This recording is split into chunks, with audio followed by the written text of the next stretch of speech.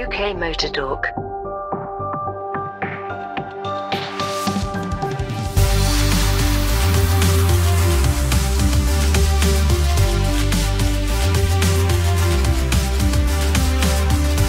Hello, we're back again. This is UK Motor Talk. I'm Mike, hello. I'm Jim, hello. I'm Graham, hello. And can I just start by saying, yes! Go on, Lando, get in there. Spoiler alert, if you haven't watched the Miami Grand Prix yet, which by the time this comes out, you're probably very late to the party anyway, didn't he do well? Wasn't that a good race? Well done. Indeed so. Good to see a driver so happy that had waited so long for that win. I mean, he went 7, 8, 9 on the second step. It couldn't have happened to a nicer bloke. Yeah, I think, as you say, the wait for it. So he's Nick Heidfeld has reclaimed his record of most podiums without a win. So, friend of the podcast, Nick, I'm sure will be very happy about that, or maybe not. I'm not sure, but I suppose nice to have a record in something, isn't it? But truly deserved to break the streak. I mean, there was a few people had been bashing him over choking and missed opportunities and Lando no wins, which he seemed to make a habit of liking and commenting on and soaking up the hate. But it was, I think, there was Sochi a couple of years back now, and unfortunate timing, weather, tyre choice is a bit of a lottery. But between then and now, I can't really think of a decent opportunity where he's had a runner to win and thrown it away through a mistake. This weekend, okay, you got slightly fortuitous timing with the safety car. Yeah, indeed. But I think he would have had the pace at the end anyway, because he could have just extended that stint on the tyres he was on. Didn't seem to be struggling at all, and he'd have had so much pace in hand at the end that I think even without the safety car he'd have taken the win anyway. And the congratulations from his fellow drivers, I mean, pretty much all of them you saw came up to him and hugged him, high five, bear hug, the little stage dive and crowd surfing with his crew. It was one of those post-race shows that I sort of drift in and out of the post-race shows. I have them on in the background and I like Ted's Notebook and whatever else, but this was one of those post-race shows that was just really enjoyable to watch. And Fred Vasseur, the team principal of Ferrari, turning up, nicking a McLaren rocket red hat, putting that on and then spraying everyone with champagne. I mean, he's a rascal, is Fred Vasseur. Mm-hmm. So it shows, but it was just everybody seemed so genuinely happy for him. It was wonderful to see. So well done, Lando. And he's come up with so many of those guys in the, his contemporaries that have come up through the Formula over the years, and they're genuinely pleased to see him do well, even if their own fortunes have not been so great. But I did like Lewis's comment, don't fly out of Miami tonight, stay here, enjoy the party, just take it on board and really enjoy the fact that that's your first big win. And, the old adage always was, once you've worked out how to win, you've got a pretty good chance of doing it again. It just sets your mental limits just a little bit higher, and that seems to be the case. You can develop a winning streak by being confident enough to be there in the right place at the right time. So yes, he had a little bit of luck, but also there was some good strategy calls. He was on the right tyres, and I like you, Jim, I think the car was genuinely very quick. And I have to say, I wasn't too disappointed by seeing the usual number one put into second place and grumbling constantly about how the car was not performing as it should. So I actually got a chance to see some of this time. I quite enjoyed the Max Verstappen post-race interview with regards to cutting the chicane. He's like, you just didn't like it. Yeah, didn't like the bollard, didn't like the cone, so just took it out, and that was it. And then we could all do what we wanted, and that was all. That was it was an odd sort of shift in the balance of power, wasn't it? Because we normally see Max just waltz off into the distance. He breaks the DRS barrier within a lap and a half. I mean, they changed the rules and shortened the period between lights out and DRS becoming active just to try and stop Max getting that second and a half, 2 seconds up the road in the space of 2 laps or whatever it used to be. So it's now shorter to try and avoid that. So it just means he's a second and a half, 2 seconds clear by, 4 laps into the race. But it flipped round, and Lando was a second and a half ahead by the time DRS was activated. I think the Red Bull was genuinely struggling, whether it's tyre, dependent, track surface dependent, a bit of the sprint race format and Parc Fermé rules dependent. But whatever it was, I think the McLaren, certainly in Lando's hands, had genuine pace over Max's Red Bull. Oscar wasn't doing too badly either in the system. McLaren a bit unlucky with bumps and Carlos's back end stepping out ever so slightly and just knocking the edge of his wing off, and McLaren saying, by the way, Lando's leading, so don't, whatever you do, bring out a safety car. We do not want that. And he sort of backed off slightly after that, being, I think he was about 17th at the time. So, yeah, good bit of foresight to say don't risk a safety car because what, you're going to be 15th at best. But up until then, Oscar had some good pace, I thought, and, you know, certainly a measure of the Ferrari's pace. They seem to drop off a little bit. So whether it's status quo resumed in Imola, we shall have to wait and see. But I think even Max was perfectly happy to see Lando take the win. I mean, they get on those two, don't they? They do sim racing and they're friends outside. He said, I was quite happy to see Lando win and don't mind coming second this time. Open brackets, because I know I'm going to win the championship anyway, close brackets.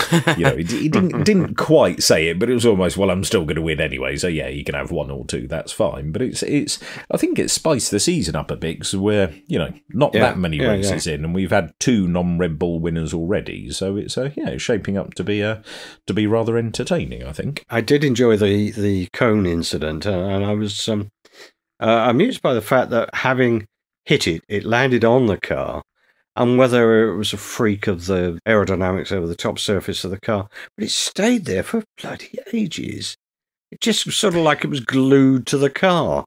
We did sort of follow quite a nice route along the airbox and through that weird bobbly bit they've got in the back. It was like sort of extreme flow vis, wasn't it? Everybody else uses flow vis. We use cones. I mean, whether that's Red Bull's aerodynamic philosophy following the departure of Adrian Newey, you know, use cones rather than flow vis. But I can't think they'll drop down that dramatically. No, I think perhaps not. But it was interesting to see how tightly it was glued to the car. And as you say, it did gradually slide along the length of the car and then sort of fall off the end eventually. It was just unfortunately broke into several pieces when it did so, which then meant obviously people had to go out and rescue those pieces. But like it wasn't concrete.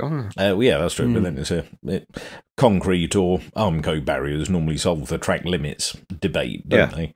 But I think there was a good amount of off-track news as well. And I mean, it's Miami, so there's a bit of glitz and glamour. And we had the blue Ferrari livery. I wasn't too sure on that. I was kind of hoping for all blue. It was absolutely horrible.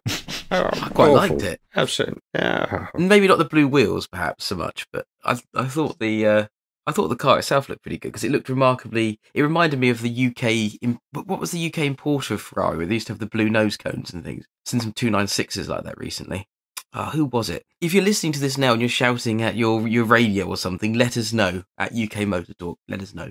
I could tell you the US importer because that was Luigi Ginetti, but I can't remember the. Oh, that's much English easier to remember. Importer. Yes, it is. There's a pasta named after him, I'm sure. I like the race suits because they were a rather fetching shade of blue, but I kind of wanted the whole car to be blue. If you're going to do it, just do it and get on with it and do the whole thing, I think. It was more blue, just for that one-off race, bearing in mind it's America as well, and, you know, Nart was a thing. It was Maranello Concessionaires, I think, the UK one. Someone tell me if I'm wrong. I think it's Maranello Concessionaires. It was indeed. It was indeed. So you'd rather they did a full Lightning McQueen and went completely from red to blue? Yeah, definitely. That's it. Without a doubt.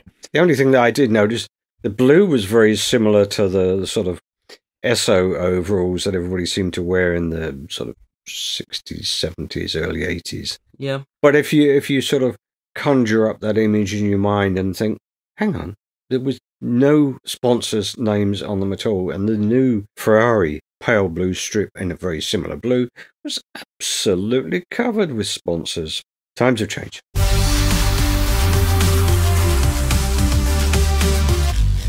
Speaking of times changing, I think we've touched on it as a rumour in previous podcasts, but also in the run-up we had confirmation. Well, I think it was just as we sort of pretty much finished recording the last podcast, wasn't it? It was formally announced that Mr. Newey, again, friend of the podcast, is departing Red Bull for pastures unknown at this stage. So, I mean, he's certainly doesn't need to carry on working. I don't think he's got a mortgage to finish paying off or a pension pot to top up. So, where next for him, do we reckon? Retirement or? No, I don't. I can't see Adrian Newey retiring. It's very unclear where he will go and whether it'll be even within motorsport, because he has such a diverse range of interests, given what the sort of things he's designed in the past. But I know he's, as I think we referred to last time, he's very committed to the Red Bull hypercar and is obliged to finish that and finish the trials of that contractually. But then it seems as though he will be released out of Formula One commitments. Whether a period of gardening leave will be demanded or not seems to be very unclear at the moment. I mean, the speculation all seems to be that he'll go to Ferrari, but who knows? He'd managed to get out of the gardening leave thanks to his friend and manager Eddie Jordan. Apparently, Eddie Jordan is his manager. I never knew this. Yeah, I'm not sure. Not sure he's literally his manager, but certainly it's very clear that he's consulted with Eddie as an old friend. If he was his manager, Eddie would have signed him for his team back in the day, surely. One would have thought so, but Eddie's a wily old fox. He's been around a long time. As I say, I don't think he's quite literally his manager, but I believe that they are old friends, and we sought advice from an old friend. Well, I guess why in his position I would have done the same. But no, I think if he were genuinely his manager, I think the Ferrari deal would be done by now and would be trumpeted everywhere, because Eddie's no shrinking violet when it comes to PR. And, if there's a good story there, he'll make sure everybody knows it. So maybe it's worth putting a call in. We were chatting in the car on the way somewhere the other day about maybe a flat floor aero section on the back of the cage for him. If he's not got anything to do, maybe if you could just pop up in your garage and help with the aerodynamics and seeing how fast you can make your car go around a track. Yeah, give him a hand with that. When I popped along to a Formula student launch thing at the University of Sussex, and I think it was randomly, well, not randomly, it was Ross Noble and Johnson, Gideon, Behari and Adrian Newey were there. Three very random people to see here. And so I just had a quick word with Adrian, sort of said hello, and so, big fan of your work. What brings you here? And so, my daughter's over there. It's like, that's quite handy. Does she get you to help with her homework every now and again? It's like, I'll give her a few tips every now and again. It's like, all right. So how many times do you reckon they're going to lap the entire field when it comes around to the first race of Formula Student? But Dad, give us a hand with this. Right, what you want to do is X, Y, and Z, and it's the first Formula Student entry ever to need a G suit so that the drivers can cope with it. It was of all the people to have help you with your homework, it's ridiculous. But you wouldn't want to be an opposing team, would you? Oh no, definitely. You just give up, wouldn't you? It's just not fair, is it? Come on, Sussex. He's got. I think the world is his oyster. I mean, there's the Ferrari thing with Adrian Newey. Certainly could have happened many times before. They just quoted him telephone numbers, a blank check, do whatever you want, have the entire road car side of things as well, do your own hyper, just whatever. Just please, for the love of God, come here and design cars. But I think Adrian's. He's never wanted that for the move to Italy and uproot the family and this, that, and the other. And I think talking as we are, 30 years, hard to believe, after the deaths of Roland Ratzenberger and Ayrton Senna, of course, the Ayrton Senna thing very near to Adrian, as it was in one of his cars, and the trial that went on for a long, long time. I don't think he particularly liked the way he was treated by Italy, in inverted commas. So whether enough time has passed, the memories of that have faded, maybe not. But if Fred Vasseur has managed to scoop up Lewis Hamilton and Adrian Newey all within a very short space of time, and Adrian has said not a regret, but a shame that he hadn't worked with Ferrari or Lewis Hamilton. That kills two birds with one stone. But it could be Ferrari, could be Aston Martin. I'd quite like to see that, just for Alonso, 3-time World Drivers' Championship confirmed. Could go back to Williams. James Vowell said afterwards, I've picked up the phone and sort of said, hello, we're here, and what would you like, etc. maybe a stake in the team as he wanted all those years ago, but never actually got. If they could underline that, and Williams' various engineering departments could provide him an outlet for his road car projects, I'm sure he's not short of offers, but there's where we would like him to end up, and then where we think he will end up are probably two different things, I think. Well, coming back to your notion of him perhaps having a little bit of spare time in hand, Michael, as a mini man, I remember Christian Horner telling me a long time ago that he found, I think he shared a lunch table with Adrian Newey at some point, and he said he wasn't paying attention really because he was redesigning the mini gearbox at the same time while he was eating his lunch. So perhaps you should pitch up for a new Adrian Newey gearbox for your mini. Well, I'm obviously Adrian Newey perhaps a little bit out. I mean, I am from Sussex as well, so maybe he might be entertaining having a chat. But many, many years ago, when I started setting up the suspension and the roll bars and bits and pieces for the Onion, I actually used to do bits and pieces with Team Aon, which was arena race team, which were based down in Hampton, not anymore. And one of the lead engineers there, a chap called Royce Calder, who is a friend of the podcast, who used to work for West Surrey Racing as well. He helped with the various different setups and gave me quite a bit of advice when it came to powertrain and also the handling. So there is some professional advice that was taken on board some time ago. So maybe not quite F1, but still professional motorsport advice that's gone into the car. Wasn't the gentleman part of the Formula One team down there that were based in Littlehampton? Michael, his team. It looked like it was going to be very successful until they got entangled with a Belgian scam artist who some sort of Ponzi scheme. That was how he was funding the money he was handing over to Michael, because they'd just won the Formula 3000 championship and logically moved on. But an excellent bunch of people down there, really really interesting. Merrick, who was like the team leader, used to be into racing Westfields on a sort of similar sort of catering front. Quite often used to have one of those parts out the front. But it was a great time in my life being able to pop down there and see the cars in development as they were coming through. It was during the era where they were running the Mark II Focuses that were gas-powered. And then as the Mark III Focus came out, really very interesting.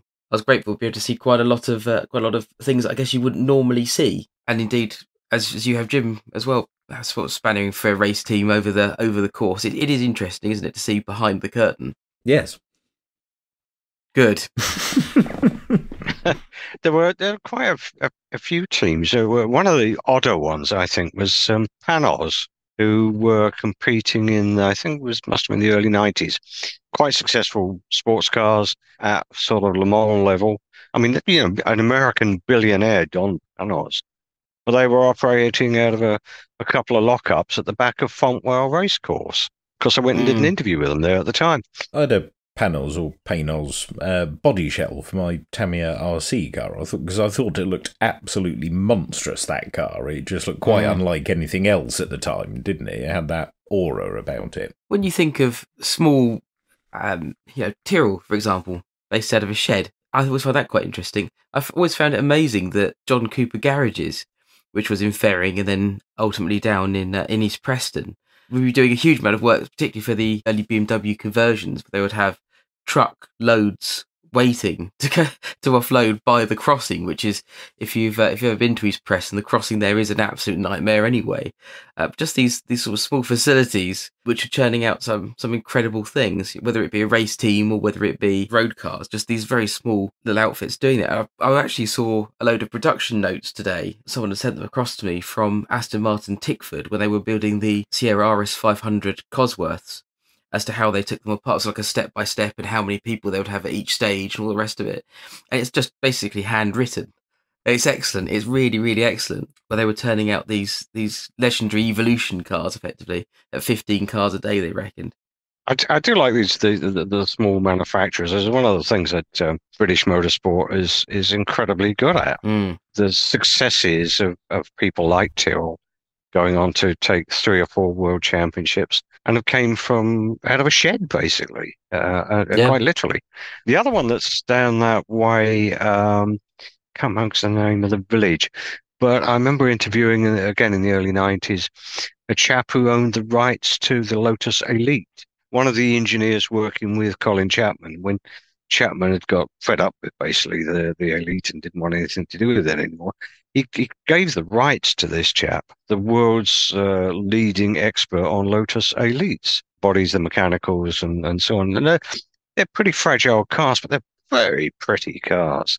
He had clearly done very well out of his association with Mr. Chapman, because I know he had a couple of very nice Ferraris in the garage as well. Because I remember interviewing him in his kitchen. Another story of sort of local like that was a chap who lived in Chichester, who was the head of Ferrari's test team for quite a number of years. I remember interviewing him in his kitchen, and I had to endure a long conversation with the factory as to what I was going to ask him about, and certain areas that were absolutely verboten we couldn't discuss at all.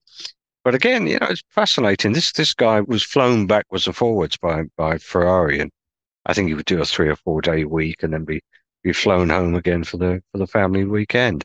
And a couple of times he called me to check things about this particular article from his desk in the Ferrari factory. Extraordinary that there are people out there that have all these associations with global motorsport in the UK.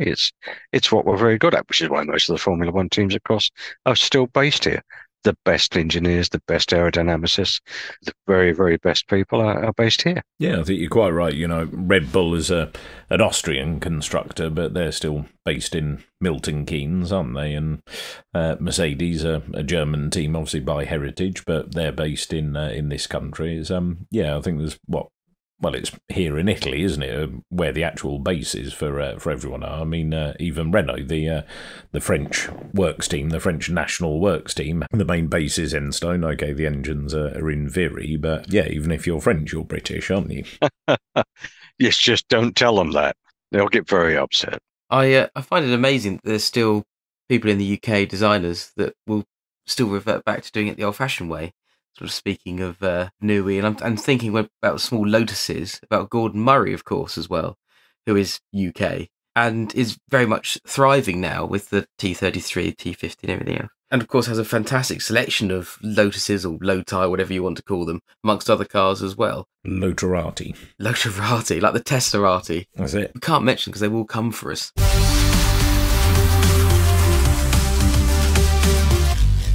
Speaking of West Sussex-based automotive Illuminati, I was just flicking around looking for something on Google Maps earlier on today, and I found round the back of Thomas a Becket, not too far from where Mike and I are based, was a Bongo specialist. So I left the tab open, so I'll get his contact details and send them over to you, Graham. If you need any Bongo-related mechanical fettling, then you can look him up. But how is your Bongo anyway? You need a man to examine it. Well, I will need a man at some point, just for sort of the availability of spare parts. But no, we, having bought it last autumn, it had its first outing this weekend, and you're quite right. I tell you what, we went to a camping event we were probably, I think there was only one other Bongo there. We were certainly the smallest camper van there, and some of the sort of 4 and 6 wheel events were sort of massive. I mean, like the sort of things that Formula One drivers used to have parked up, but now, of course, they're not big enough for that, so they bring their own jet to the party. But it was an interesting event, and the Bongo proved to be, if you like, a good compromise, because it's easily driven, it's car side, so it's easy to park. And yet it is, we were fine, 2 of us, sleeping in it with a small tent attached, and it was very nice. And Friday, Saturday, and Sunday were really, really nice. And then on Sunday night, so early hours of Monday morning, it absolutely threw it down. It was just torrential. And not a drop came in, so we were very pleased with that, nor did anything come in the lifting roof. Was those that had attached tents were sort of bailing out, I think. But no, we did very well. It was a lot of fun. I really felt overawed, if you like, by the size of some of these things. I think I've got a few photos of some of the quirkier ones. One particular one that we had a look at, which was a ex-Belgian army breakdown recovery truck for tanks. And this is, I guess, about 40 feet long, a 6x4 with a 3-bedroom house effectively built on it. And the couple that owned it, there was a couple with 3 dogs, were basically touring the globe. They'd just come back from Switzerland, where they'd been staying for a few months.